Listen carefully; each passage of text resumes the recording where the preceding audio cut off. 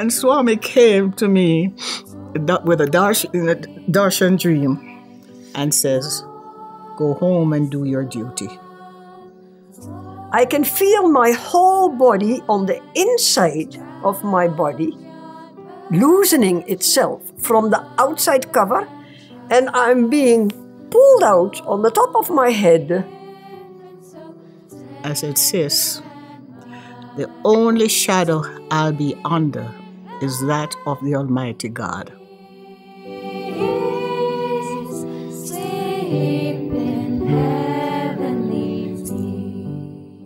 I want to introduce myself. Yeah. My name is Maria. Oh, thank you. And I have been allowed for many years to work in Swami's General Hospital, first in Whitefield, and now for many years already again in Puttaparthi. Okay. Well, my name is Gloria, and Swami changed it to Gauri. Okay. I was just telling you. Yeah. And I'm doing service at the Swami's General Hospital. So far, I've been there 23 years. Saidam. Yeah. So, this is how it is. This is home. If the Lord wills. Yeah. And I'm sure He wills, because otherwise we would not be here. No? I'm sure He will. Yeah, right. I just have that feeling He will. Yeah. Yeah. I would like to take you quite a number of years back in time, Gloria, when our first experiences of Christmas in the divine abode of Sri Sathya Sai Baba in Puttaparthi was having Christmas celebrations already, I don't know for how many more years before we came, but from the time I know that Christmas started already days before the actual Christmas day was there. The ashram started buzzing, not only with crowds of people moving in, but also with the preparations for the Christmas day. Okay. If you would go to the shopping center, you would hear all the chanting and all the practicing of Christmas carols, and that was really very nice. There was this kind of atmosphere of expectation, joyful, really beautiful. And daily, it would increase. If you would look around in the ashram itself, one day after the other, more decorations had come up. It was beautiful, a feast to the eye. And I'm sure you remember that as well. Yeah, because my first Christmas here in Puttaparthi was in 1996. Hacha. Yeah, I used to come from overseas medical camp first. Oh, yeah, correct. Yeah. So I only had that experience, so I really didn't know much. And then I never come again, for Christmas until 98. Wow. Yeah. Yeah. So I'm not used to all the decorations, but it was really good to see. Yeah. I really... And the different seva groups, the ones who were going to decorate outside in the ashram, inside the mandir, inside the bhajan hall. It was slowly building up to nearly a crescendo, really, because Christmas Day was so beautiful. I can remember what I saw in 96. Man, there was a lot of people here. Yeah, right. Yeah, from all countries in the world you could think of, they would come.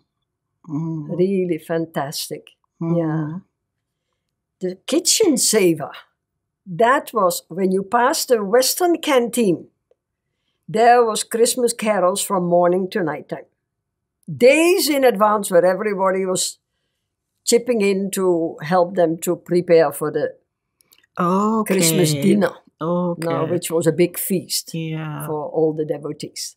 I feel what also was helping so much was that Swami allows all these various activities just with a very warm smile on his face when he would come for darshan, knowing what was all going on everywhere. And I don't know, the atmosphere in the whole ashram changed to something very soft and joyous, and I can't otherwise explain. Then that is what I felt. And then the whole thing starts properly on the 24th of December. Oh, that's on Christmas Eve. On the Christmas Eve, and the first programs with the choir singing. Yeah. And people who would do talks specific for Christmas. Yeah. Stories, reading. And everybody was looking forward to that. Either the kids' choir or the adults' choir. It did change a little bit one year after the other. And we can go to Christmas Day. Very, very, very, very beautiful. Silver door darshan. On the 25th in the morning, 6 o'clock, everybody who wanted to was standing by Ganesha, candle in the hand, started singing carols. Yeah. All the way around where now Swami's mandir is. Come around from the back of the Saikulwant hall up to Swami's mandir and standing full of expectation, singing softly Christmas carols. Oh yes, I saw that in '96. That? Yeah, I saw that in '96. Yeah.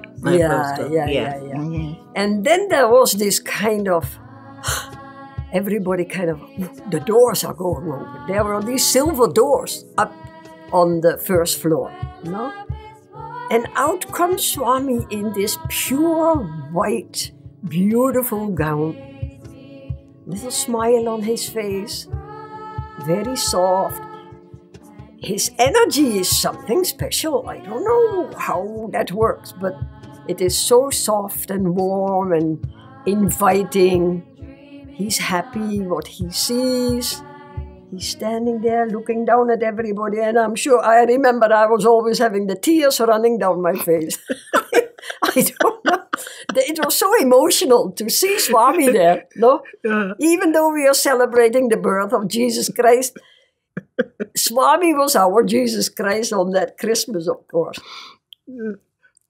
And then he would walk from left to right, up and down, and I'm sure I'm blessing everybody. That was when he would go. When his hands would come up, then we know. Now he's blessing everybody who's standing there. In the meantime, we have all lit our candle, of course. No? So it's dark still in the morning. It was really a sight to see for everybody. And then he would lift up his hands, bless the whole congregation there, and turn around and goes. And everybody kind of stands there. Wow. This kind of thing, no? So beautiful. Yeah, because I remember when I went home, I told also of my co-workers. Yeah. I said, I was in India for Christmas. I didn't say where in India because they would not know, okay? And I said, the way I saw those people celebrate Christmas, I know that was Christmas celebration. Yeah. Here is all commercial. Correct. Right? Yeah. That's all you know about. And it was beautiful. It's the first time I've ever seen Christmas celebrated like that. And it really touched my heart. Yeah. I was also realizing this was something which I started missing in Europe. Okay. Because I felt Christmas had become so money-minded. Definitely. Gifts, decorations already starting in the shops at September. And I thought, in September, I can't think of Christmas yet because Christmas for me meant inside, something totally different. If we think of what Jesus, when he was born, what he actually came to bring to us, love, compassion, forbearance, the same thing as what Swami came for. Not in the West. Yeah, right. Definitely. And that was out of the picture in the West. That's what I'm saying, not in the West. We had in my family 1 or 2 members who would go to the night mass. Yeah. But as children, we would go all dressed up nice and warm at 12 o'clock at night to the church for the Christmas Mass. And that felt still, this is Christmas. At home we would have the tree and the stall like we are having here. We have one here on that side of the door. Okay. There's one crib, and the circumference hall would be decorated with a big, big. That is beautiful. Yeah, that was beautiful. Yeah. Real beautiful to look at. Oh, and on Christmas Day, children would be dressed up like Mary and Joseph and small baby doll, and they would come in from the mandir. There was something to celebrate here which we had lost in the West. You know, in 2019, yeah, am I correct? Yeah, 2019. My daughter and two of her friends came to visit, and it was Christmas time. And you know, they're Paka Christianity, which nothing is wrong with that. You know, they've never been to see anything that with Hinduism and all that, okay? Yeah. And when the afternoon program was going on and those boys were playing the music and singing and whatever, I just looked, and girl, you should have seen their hand and their feet. And they were moving. They were enjoying. Oh, yes. Yeah. But they didn't say anything to me, and they didn't know I saw. Yeah. You know? So that was really good, the way the boys took over. Yeah. And the different Christmas carol that they would play and sing. Yeah. You know, you don't hear it back home. No, not. Not even when they have their Christmas movie for school and things like that. I've never seen it. Now you tell also, Gloria, that nice episodes with the Christmas cakes. Oh, wow. No, because that was nice for us to prepare for Swami. I mean, you know, for the whole staff, actually. But you know, what really started it? Prema, Mr. Bimal's wife, came to me and she says, "Gloria, do you know how to decorate a tree?"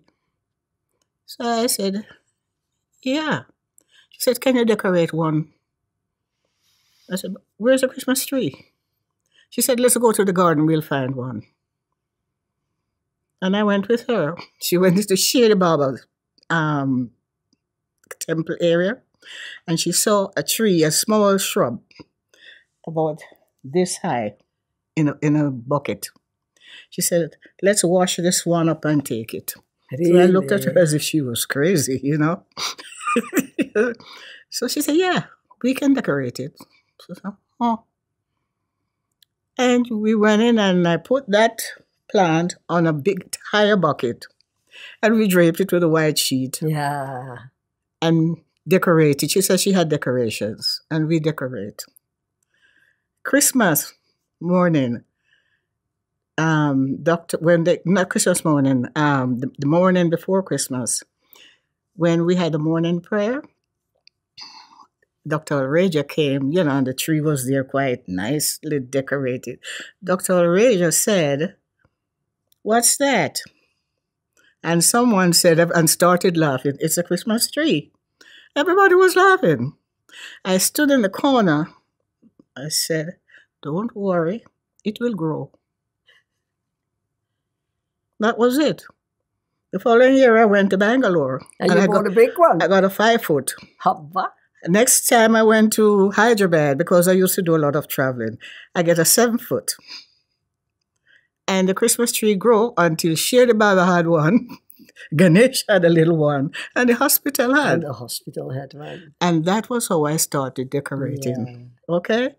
So I said, I asked Dr. Kapila if I could get a Christmas cake for the staff.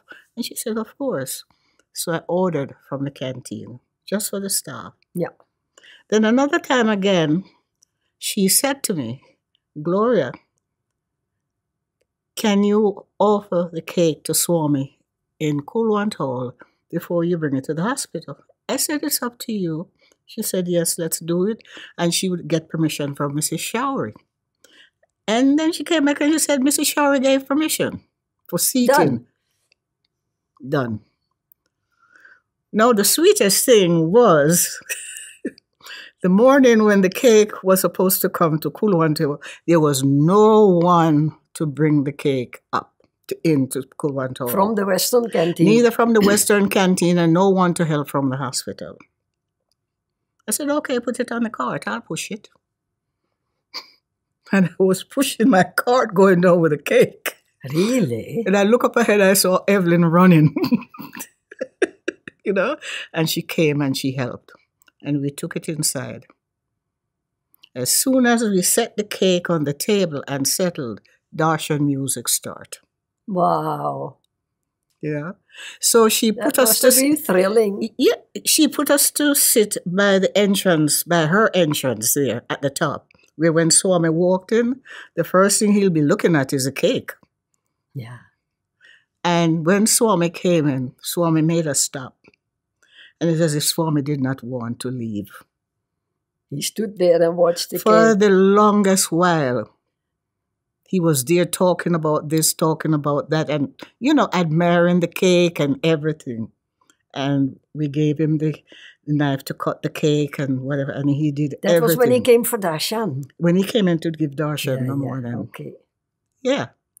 And everybody is enjoying that because everybody is watching it. Everybody was watching it. Yeah, yeah. Okay? And believe it or not, everybody after that wanted their cake. Even at the police station, they sent to me, we want our cake. Every department got a piece of cake, even a small piece, but the cake went around. People just come and ask for it. Yeah. That's how we started, you know, offering Swami's cake on Christmas, you know, which really everybody enjoyed. We all enjoy it. Yeah. And we will enjoy ourselves watching Swami. Yeah. That's the biggest thing, waiting for Swami to come. Yeah. And he made sure everybody had a good time. Yeah, right, exactly. You know? And you could see also when the choirs were singing, Swami was really full of joy that this was going to happen in the ashram and that everybody was allowed to participate in that. No? Mm-hmm.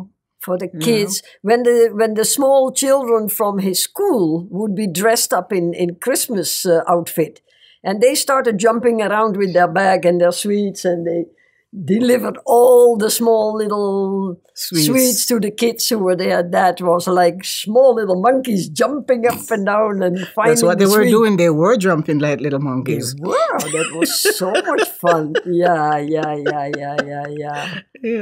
Really. Yeah. It was beautiful. Those were the good days. And days. also I find when Swami was having then his Christmas discourse, we would be kind of brought from this outward enjoyment a little bit more to our inner. What does Christmas really mean to us?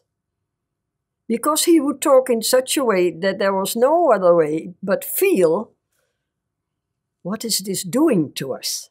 No? And then being with a master who is no one else but whoever master ever has been on earth. And then we are celebrating the birth of the form 2,000 years ago, which must have been him also. You never know. No? And I thought always, oh, Swami, what is it nice that there is this change from outward, everything was allowed to be enjoyed, and then going inward, the stillness inside, and then enjoying the joy inside. I thought that was always fantastic how he did that. How he did it. Yeah. Oh, yeah. Fantastic. It was really good. Yeah. You know? Yeah. Yeah. So, there's one other thing I would like to tell you about, and it's not something we talk about to everyone, okay? Because I don't know if you're aware of it. But one year, this brilliant idea came up to me. We have been offering Swami cake for the hospital, from the hospital, and ask him to cut. But we never send him a piece of any of the cake. Father. So I said, Christmas is coming, and I'm going to find a way to send Swami a piece of the cake after it is blessed. Oh, how nice. So I went down to his resident gate, you know, the one on this side. And I sat there and I said, Swami, I'm going to sit here and I'm not leaving from here until I find someone to take a message into you.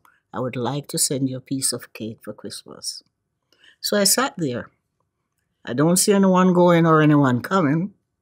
But then after a few minutes or so, I saw Dr. Gayatri came from her resident, and she wanted to know what I was doing sitting there. So I told her my mission.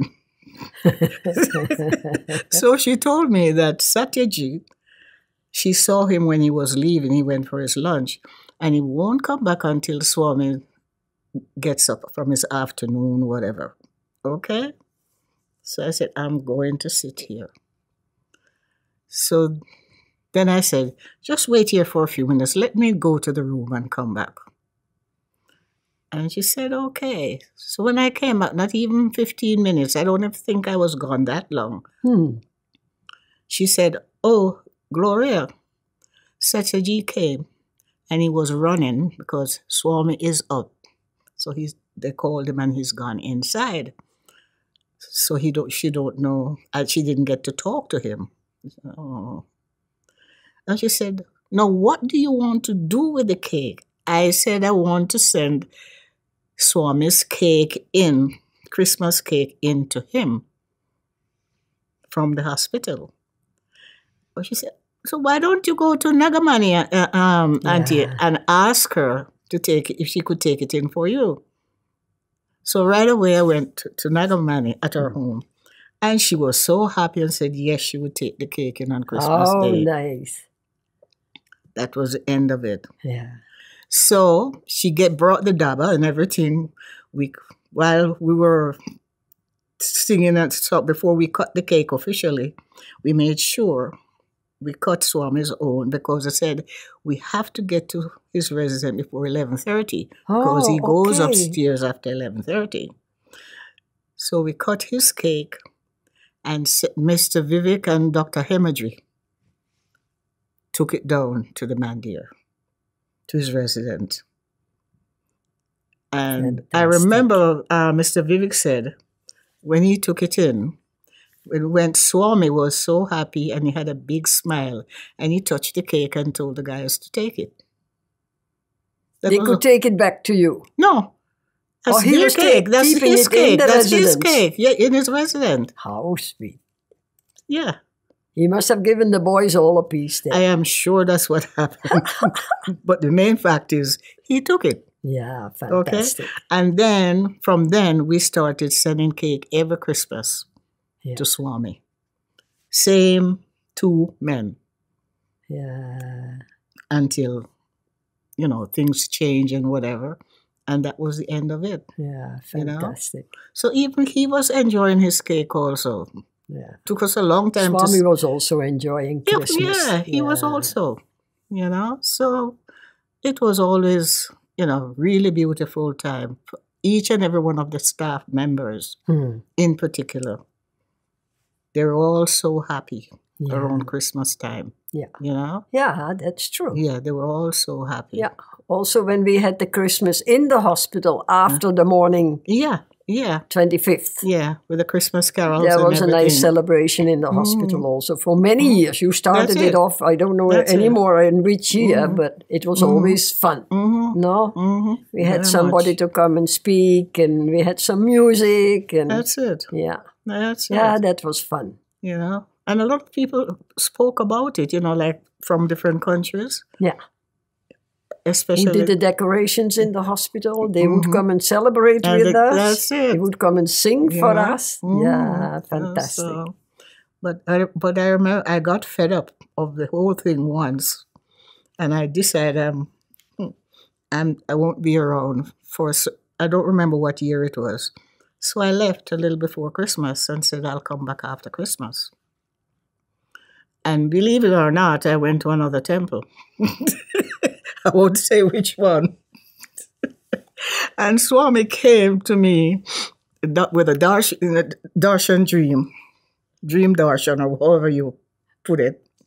You had a dream that he was coming. I had a dream. He came to me and says, "Go home and do your duty." That was clear. It was clear, clear, clear, clear. I opened my eyes and I looked, but he was not standing there. You know what I did? I packed my little bag. I called the driver because I took a car service. Right. And I always keep them. And I said, "Take me back to Puttaparthi." I talk about it in the hospital the same day. I says, I went away. And Swami came to me in a dream and tell me to go back and do my duty. Everybody just looked at me. So that was our way of enjoying Christmas. No? Yeah. Yeah. So, if we want to talk about a few incidents in our lives, how Swami came into our life, how he got us to Puttaparthi. There is, in my life, a personal experience, which was a really wake-up call for me. Because I was, I will use the word innocent, because I had no clue about spirituality at all, to start off with. I'm going back to 1986. No? I was not very well at that time, but one night when I went to bed, I thought, Hausa, if it doesn't change, I'm going to die. I was feeling so bad. And there was this presence in my house, in my room, telling me, don't worry, everything will be all right. Just go and lay down. So I was going to lie down because it's time to go to bed anyway. When I went to bed, I don't know, I was feeling so bad that I thought, what is happening with me? And I was putting myself on my right side, folded my hands, and without knowing why, I hadn't thought of the Holy Mary for God knows how long, and I just started to chant her name. And suddenly, I'm also aware that I'm not breathing. I was aware of that I'm not breathing, and my heart is not beating. How can that be? And at the second I am becoming aware of that, I can feel my whole body on the inside of my body loosening itself from the outside cover, and I'm being pulled out on the top of my head, and I'm standing right in a presence of pure light. There is nothing else. There is only light. And what kind of vehicle I am in, I don't know, because I don't know. The only thing I knew was there is a little light here, inside here. But that was very dim, but of the same quality as the big light. That is what I got to know. Then there is this presence who tells me, if you want to, you can come over the border, and otherwise you go back to your body. For that decision, there changed something in my perception. I was not an individual anymore. There was a feeling of, when I come back to my body and use my human brains, there was a feeling of a totality. And the totality was saying, you're going back, you're not ready. The minute I hear I have to go back to my body, I'm back in my body. And the thing I was thinking, now that is crazy. If you get out of your body, you don't die. You're still there with your awareness. How can that be? At that time, I'm still so innocent about anything. What is happening, how many bodies we have, what happens after that, nothing, I know nothing. And then I thought, okay, now I'm back. Yeah, might as well go to sleep now because I have to work tomorrow. I was working in the hospital in the town I was working in at that time. And gradually, I got to know that this is what happens if people are having a near-death experience. Okay. Which I didn't know that existed. Yeah. So one evening I'm at a conference where people were explaining about near-death experience, and I thought I better go because I want to know what it's all about. When there was somebody talking, the person said, it's not my own personal experience, but my friend has had this experience. That is what I can tell you, what he told. And then something in me, which I don't know what that was, made me stand up and say, if you all agree, will you allow me to tell what I have experienced? That is 1 or 2 years later after my experience. I've never told anybody anything about it because it felt so holy. I, for my feeling, always thought, I've been to God. That must have been God's place somehow. No? And then they said yes. So I told what I had experienced. Then there was one lady, she said, tomorrow I'm going to phone you because I have the feeling you've never spoken to anybody about this. I'm going to phone you. We were 2 hours on the phone. Wow. When she was explaining about all the people who had this experience and what it meant in life. To me, it was my waking up call that there is more to life than just our physical existence. We have another existence which we normally don't know so much about, and especially not when you are not brought up in that religion where you know about things like that. So then I got the idea, if there are more people who have had this, I will put an advert in the paper and invite people who have had this experience and don't know whom to talk to. Within no time, I had 7, 9 people together, and once a week we would come together, and one after the other could tell their experience. And what I found out was that everybody has experienced this as it's home. It's where we come from. It's where we are going back to when we finish here on earth. Because our real personal experience is that we are spiritual people with a human experience on earth. But that earth is not our real entity. That is the dream of the divine we are playing in. That's what it felt like. No? So then I had seen a person in a dream with this bushy hair, very big, loving eyes, and I could not forget that dream. And one day I'm with a friend and I see a book on her table, and there's a photo on the front of the book, and I thought, oh, that is that man from the dream. So I said to my friend, who is that? She said, why? I said, that's the man from the dream. And she said, that's a guru in India. His name is Sri Sathya Sai Baba. I said, what's a guru? What does the guru do? He has to bring you to the light. And I thought, maybe it was him as a presence already then that who told me that I should not be afraid. Everything would be all right. I would be okay. And she said, you take the book, read it. And I came home and I installed myself in my bedroom. I put a candle, I put incense, and I started reading the book.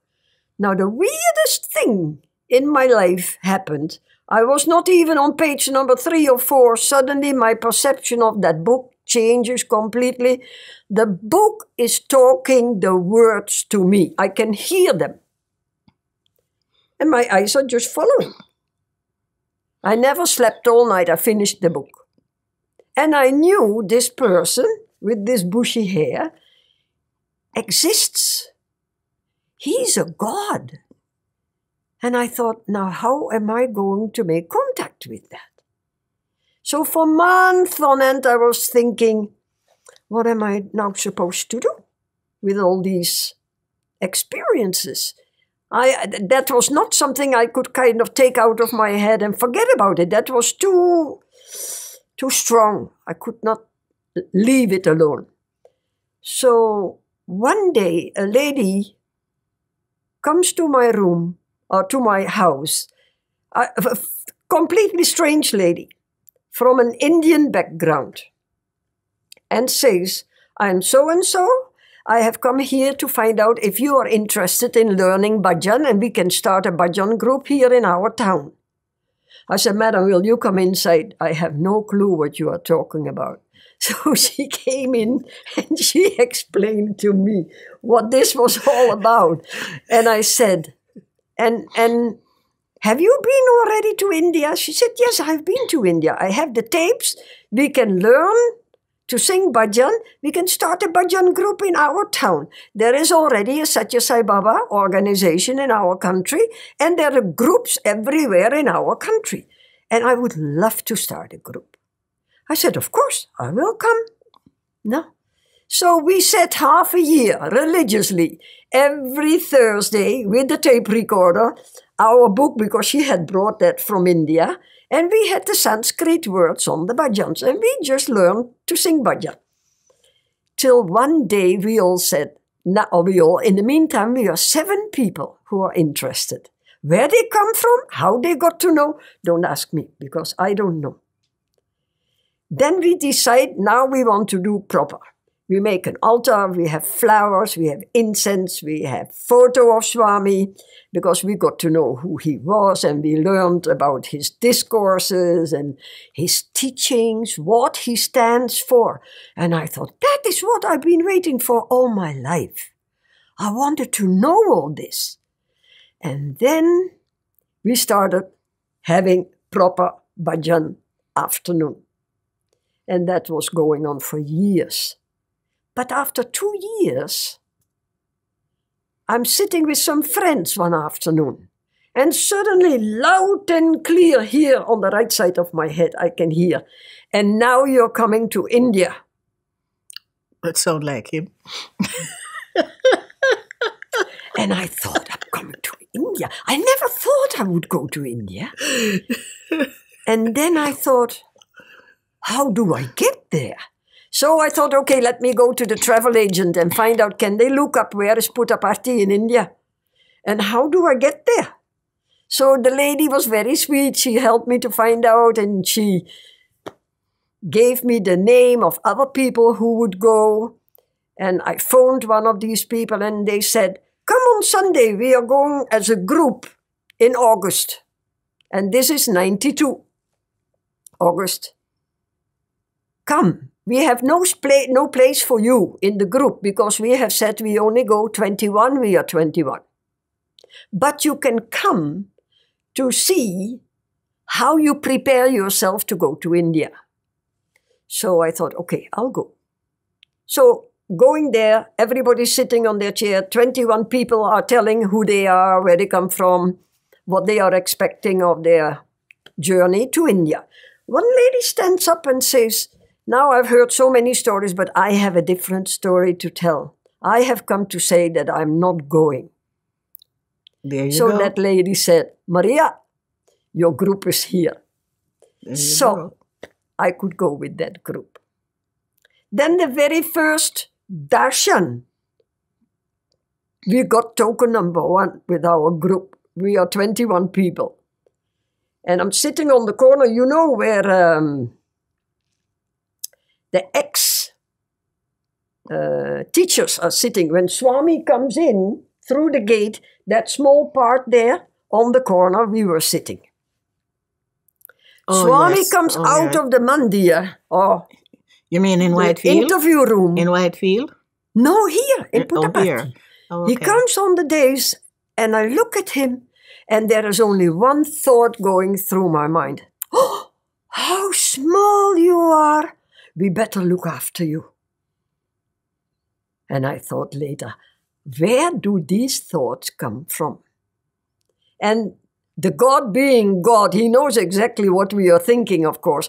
He comes down the steps, he comes down from the long end towards us, and suddenly I realize I'm getting so scared. I'm shivering, I'm sweating, I'm crying. And I ask in myself, now don't come any closer because I cannot bear this energy at all. Boom. He's standing still. And I thought, oh, he also knows what we are thinking. Then we have to be very careful what we are thinking because he knows everything. I felt still like that. He turns around, sees one of our group members and talks to this lady. She experiences the same thing. There is so much energy coming from Swami to her also. She said, I couldn't bear it. I was crying, I was shivering. I don't know what to do with myself. And then Swami told her, you don't have to do anything. You brought your husband, you brought your 2 children. Enjoy your time here in India. And that was my first darshan. So I don't know when you got your first darshan. If anything you want to tell about that. Oh my God. So, well, mine is very simple. Okay. I remember all my life from a kid coming up, I've always say, I would like to be with God when I die. Achha. Yes, for some reason. And I was born in a Christian family, but I, really wasn't interested. So I used to, most on Sundays, I used to hide. And I think I started doing that when I was about 11 years old. Really? I would hide from church. Kids talk about hide from school. I hid from church, So it went on until, things, I wouldn't say I had bad experience. I never did, okay? But I wasn't happy because it was always this personal thing about God. I'm always looking for a church to go to, but it's not supposed to be Christianity. And I couldn't find one, So one day, my sister called me. She's an Adventist. And she was trying to get me baptized into the Adventist church from I was 14 years old. And my parents said no. And she was still after me, even until I got married and divorced, and still she was after me. So one day she called me and she was trying to get me to do it. And I said, sis, I really don't want to get baptized. So, but during that course of the time, I was in Florida, right? And on my breaks after work, I used to drive around to different places, like different churches and things, and look, would I do well in that church? Would I, because feeling for God is here. So one day my sister called and says, I call her and I say, sis, I think I'm going to join your church. And she was very happy. And I said, but I am not going to the same church you go to. Because I know how strict she is. So she said to me, it doesn't matter which church you go to, you'll always be under my shadow. Oh. And I said, what did you say? That's on the phone, because she's older than me, right? And she repeated herself. I said, sis, the only shadow I'll be under is that of the Almighty God. And I said my goodbye. How smart. Not even 2 months later, I received a telephone call from my brother. He spoke to my niece and nephew in UK first. They had called me and hinted to me, but I didn't pay much attention after speaking to him, and he didn't acknowledge that he went to India and he saw God in India. So they all thought he was going crazy, So he called me. I called him. No, this time now he called me, and he said to me, G,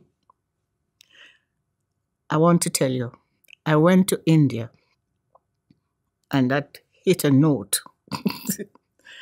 And he said, and I saw God and talk with God in India. Do you believe me? I said, I don't think so. But I remember hearing our father used to talk about a lot of holy men being in India. Because, I still have Hindu background. My grandmother is from Chennai, is from where they used to say Madras. Okay. Huh. So they used to talk a lot about gurus and all that. So he explained to me. And I said, So he said he was going to send me a book to read. I said, okay. So he sent the book and some vibhuti. When the book came from Germany, and I look at it, and I saw this photo. It was Swami standing in like a bit lighter than this color, saffron. Pinkish? And he had some letters in his hand. And when I look at his face, it was as if the face itself alone was pulling me. I didn't look at the way he was dressed to say that I don't know anyone ever dressed like this. No. Okay? Just his face. So I started just looking at the face every day. I didn't read the book. So my brother asked me a couple of times because he kept calling. Do you read the book? I said, yes. Do you read the book? I said, yes. But I wasn't reading it. Until he said, okay, I guess he figured it's time for me now to know more. So he guided me to find somewhere, a center where people would talk about Sai Baba. Well, slowly but surely I did. And I found one not very far from me. Wow. Okay. And then after some time, he called me again. It was in June of 93. June of 93. He said June or July. But he said to me, Gloria, I'm going to India. How would you like to go with me? I said, okay. Just like that. He said, okay, get your visa and your ticket. Call me and let me know. And we'll make plans to meet in the UK. I said, okay. So I did. Fantastic. I called him. We made the plans to meet in UK by my sister's home. Then he said, I had to, my brother told me that he couldn't make it. Something came up and he couldn't make it. So I had to go to India. He said, you go to India. You're a world-class traveler, because I do a lot of traveling. Yeah. You can do it. So I came. And I came like a pro at the time, as if I knew the place, knew where I was going and everything.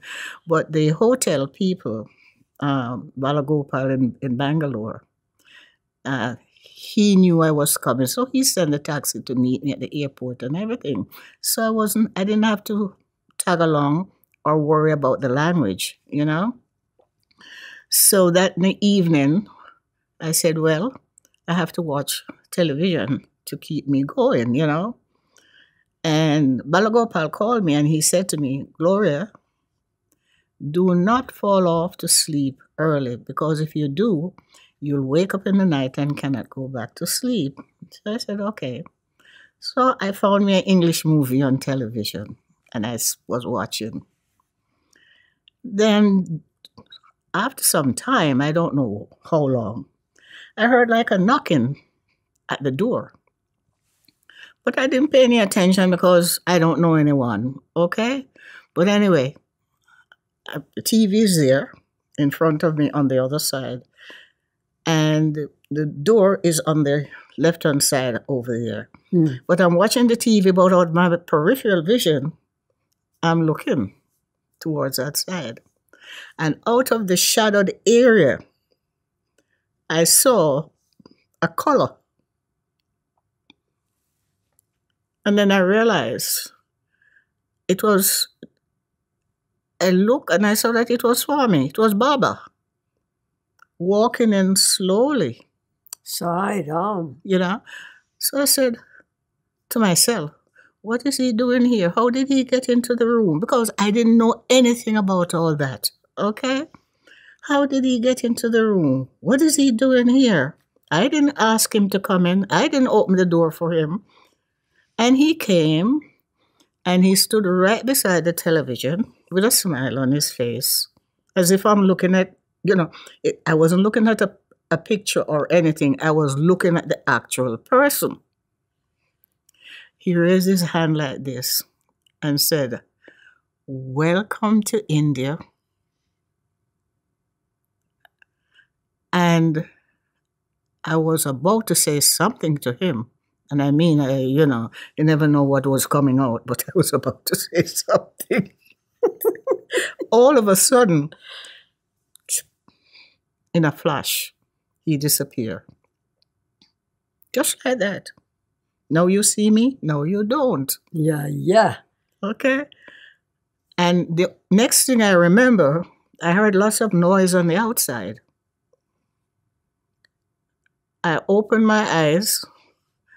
It was horns and driving and pooping and people, the cars and the auto rickshaw and everything making noise on the outside. I look at the clock, it was saying after 6. Morning time. In the morning, from about 7 o'clock the night. Sairam. And then I remember what happened the night before I saw Baba. But I got a bit confused. I didn't know how we got into the room. I didn't know nothing. And stupid me did not ask Balagopal. Balagopal used to be one of his old-time drivers. He has the owner hotel in Bangalore. Okay? He has the tourist business, the car service and all that. And I didn't say anything to him. I just went down the morning before breakfast. I went to him and I said, "Please get me on the first flight out of here back to the UK." Just like that. And he said, "Okay." And then I went shopping, doing other things, because Swami was in Whitefield at the time. It was about the same. Okay. It was about the same time they were repairing the Pune Chandra Hall for him to stay. Acha. Yeah. So he said to me, "Swami is in Whitefield. I don't know where is Whitefield, what is Whitefield or whatever." He said, "Why don't you go there and see him?" So, okay, I'll get some clothes. I didn't need any clothes. I'll get some clothes. He said, "Okay, the taxi will pick you up tomorrow morning at 7:30. I said, "Okay." 7 o'clock in the next morning, I made sure I called downstairs and tell them to tell Balagopal's taxi not to wait for me. I can't go. And I keep refusing to go to Whitefield to see Swami. And then I guess Balagopal realized now that I really don't know anything, or it's something that I'm not telling him. So he said to me when I went in one afternoon, "Gloria, the room is very costly, and you've been here a few days now. You should go to Whitefield, and then you get a room on the ashram, and which will be much cheaper." I said, "Okay." And I'm mumbling to myself as if I can't pay for a hotel room. But anyway, somehow he caught me. And I went one afternoon first. And I saw the layout and everything. To Brindavan you went? Yeah, to Brindavan. So the following morning, that was about the 5th day after arriving in India. Okay. The following morning I went, he took me down for morning darshan. And I got number 1 token because, I don't know anything. He said to me, "Just follow the people and do what they do." I said, "Okay." So I went in a line that got number 1 token. When I went inside, I got a seat here in the front by the carpet. Yeah. And when Swami came for darshan, he walked down on the carpet. When he got to me, He looked at me with a smile on his face, but I did not have a smile on my face because I didn't know how he got into my room, and I am not hearing anything from anyone, you know. So when he passed, he said something to me, but I didn't understand. The only word I understand was the word sir. Sir. Sir. Okay. Yeah. So I don't know what that meant. So I was very upset. Okay. He passed. I looked. I guess you need glasses. That's what I said quietly to myself. If you're going to look at me and call me a sir.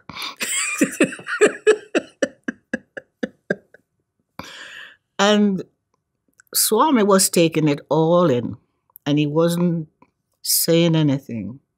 But every time I would go, he would come, because it reaches a thing where when the people come in, they look to see where I was sitting. They would come and sit next to you. Try to sit as close as possible to me because they know they're going to get good darshan.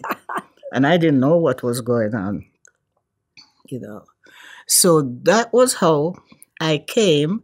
And every time I call Balagopal and ask about the return flight, he said the flights are all booked to London, from here to London.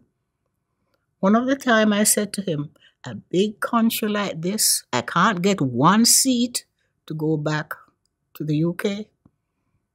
He said there's nothing he can do. You know when I left? On my regular date that I'm supposed to leave India to go back to the UK. But just about a week before he leave from Whitefield to come to Puttaparthi, I was sitting in the last row in the back. But I had the front, as usual. And Swami came down the aisle, and he was giving darshan. But you could see he was scanning on the lady's side a lot, looking. So when he came to the third, and the fourth is here, he stopped. Then he turned, and he came in.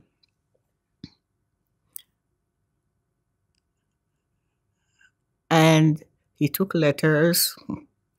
When he went to someone that was almost in front of where I was sitting on the third block, he turned and he looked over on the other side, and our eyes met. And Swami's head went like this. That means there you are. And he came over to me, and everybody was touching his feet and whatever. And I hear like a voice says, touch my foot. Acha, that's what you heard. I heard, yeah, because I didn't want to touch him. So I just put my hand on his left foot, and it felt so soft. And I got carried away. I was, could you say massage or whatever it is? I was just taking it all in. You took the liberty. I sure did. And the Savadol, one to my right, one to my left, they were trying to pull me away. I did the elbow karate thing. Okay? And after that, I saw Swami turn. His face is like this. He turned to his right and walked down. Swami's feet was like, this is the floor. That much above the ground. About the ground. And you could see like he's floating. I said, his foot is not touching the ground. I said, he's floating. And I was just looking at the foot. And when I realized whatever happened in between,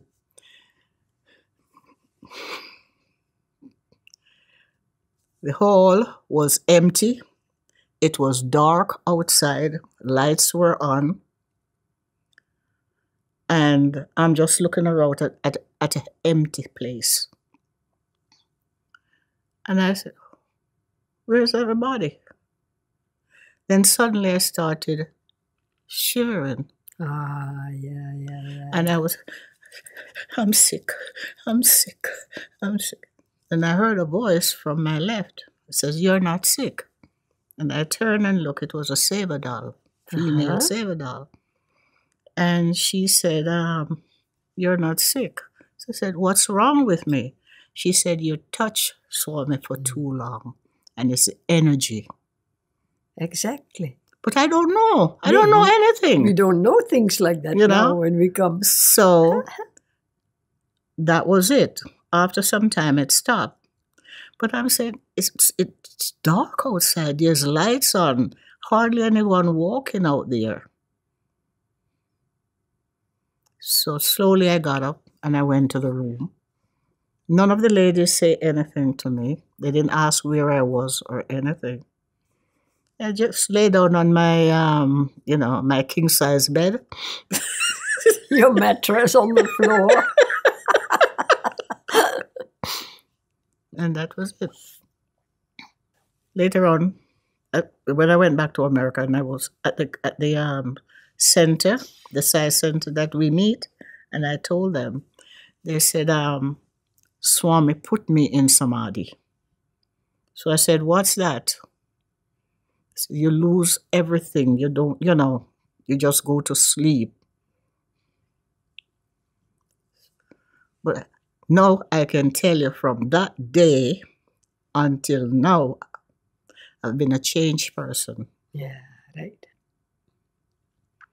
I return to work. When I walk into the office, what's wrong with you? You look different. As a matter of fact, my niece said it to me when I returned to the UK. She said, Auntie, you don't look the same. So I just ignore her. Yeah. Okay? Then, at work, in the office, they're saying, you don't look the same. So, yeah. I go to see patients because I used to do visiting nurse at that time. You go from home to home, right? Some of the patients are saying to me, we always get at least 6 patients because we have to do a lot of traveling, right? You look different. Everybody's telling me I look different. But I feel the same, only that, there is a little change I could feel in my body, but not that much. Until after I felt like I just mellowed down. And from then, he took over. Yep. At least, I think that's what he did. Yeah.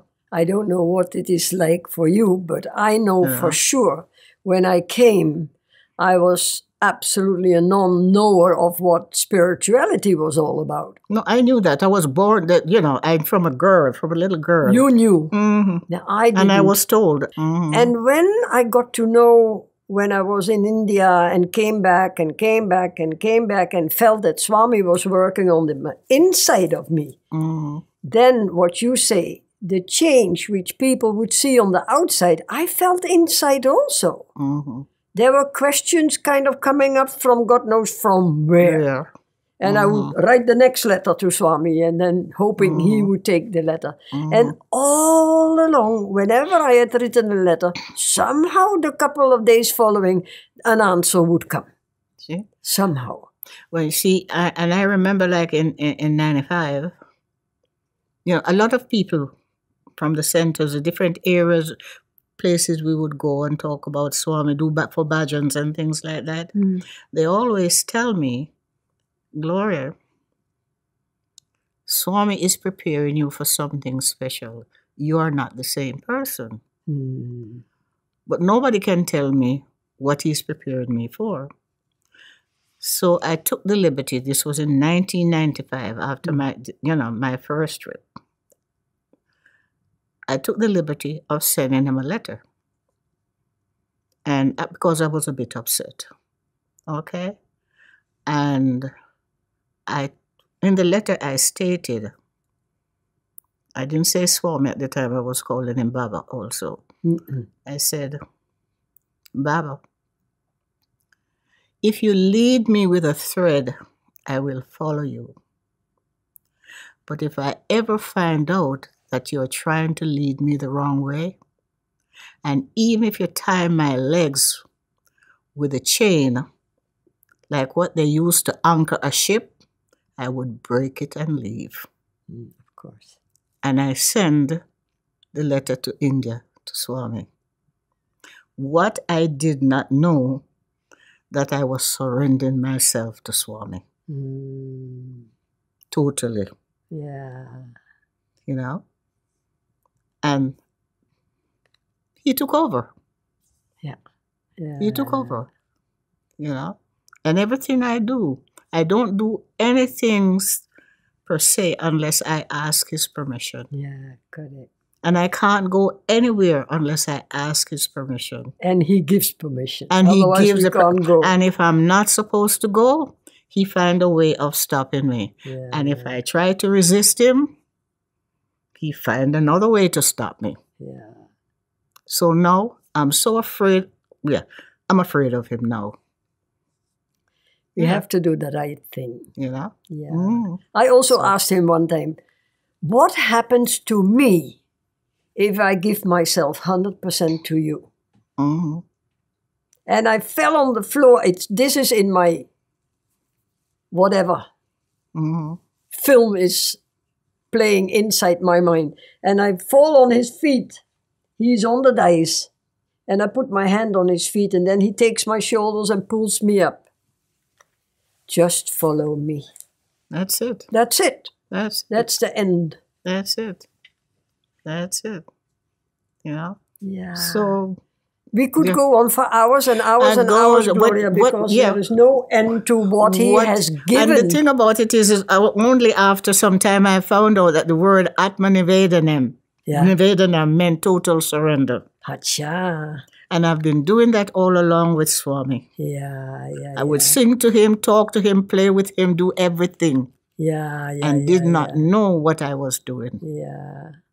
And when I also asked him once, you know what, Swami, you have to tell me exactly why did you call me to India? That's many years ago. I asked him also why he sent for me. And then the answer came, Atma Vidya. Then I went to my books and find out what that meant. When I found out and asked some people who are teachers and lecturers and what does it mean, then I thought, oh, so that is what he is getting us ready for. To become what we are. No, but that's a long way for the ones who are coming from a place where they don't believe in things like that. The only thing I can say, sister. Sorry? The only thing I can say, I am very, very happy. Yeah, me too. I am.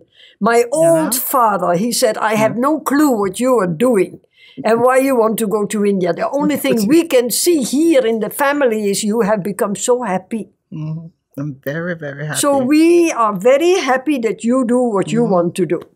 Please, carry on. No. We have finished our conversation. There can come many, many, many, many hours if we want to explain our experiences with Swami, with the form, without the form. He's always there. But what I wish for all our listeners or for our viewers,